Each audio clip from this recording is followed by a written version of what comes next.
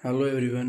आज मुझे एक चैलेंज मिला है कि मैं 3 मिनट के अंदर क्या लैंडस्केप स्केचिंग आइडिया ये सीनरी बना सकता हूँ। तो देखते हैं 3 साढ़े 3 मिनट के अंदर ये मैं स्केचिंग बना पाऊँगा या नहीं। तो आई होप कि मैं बना सकूँ। तो स्टार्ट करते हैं। उम्मीद है कि ये मैं बना लूँगा। वीडियो को एंड तक देखिएगा और बताइएगा कि आपको ये स्केचिंग आइडिया कैसा लगा। सिंपल स्केचिंग आइडिया, बहुत इजी, बिगनर्स के लिए 3 मिनट का चैलेंज।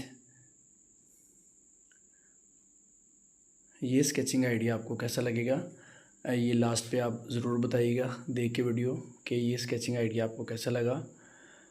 मुझे ख़ुद नहीं यकीन था कि मैं 3 मिनट के अंदर 3.5 मिनट के अंदर ये स्केचिंग कर सकूँगा या नहीं। सो मैंने ट्राई किया और मैंने अच्छी कोशिश की या बुरी ये लाजमी बताइएगा। इसके अंदर कुछ ख़ास मटेरियल यूज़ नहीं हुआ, बिल्कुल इजी आप भी कर सकते हैं। एक पेंसिल और एक पेपर के साथ बिल्कुल इजी स्केचिंग है। स्टेप बाय स्टेप आप इसे फॉलो करके इस तरह की स्केचिंग बिल्कुल इजी कर सकते हैं। मुझे तो ख़ास एक चैलेंज मिला था कि आप 3 मिनट के अंदर ये ऐसी वीडियोस बना सकते हैं। तो मैंने कहा चलिए देखते हैं आज। आई होप कि आपको ये simple and easy sketching idea बहुत ज़्यादा पसंद आएगा। अपनी राय का इजहार ज़रूर कीजिएगा कि ये आपको चैलेंज जो स्केचिंग मैंने की है ये आपको कैसी लगी।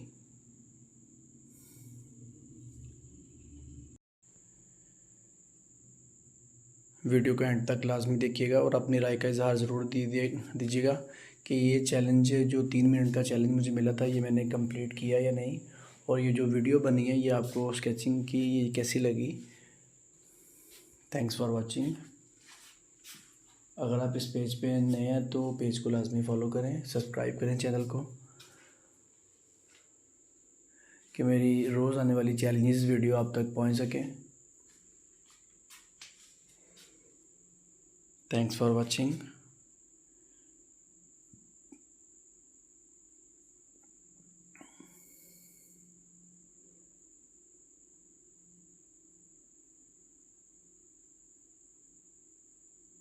आई होप कि ये आपको बिल्कुल easy and simple sketching idea बहुत ज़्यादा पसंद आएगा।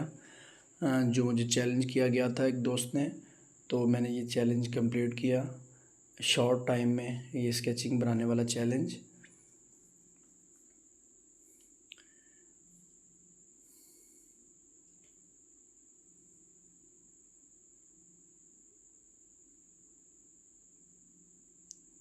Thanks for watching.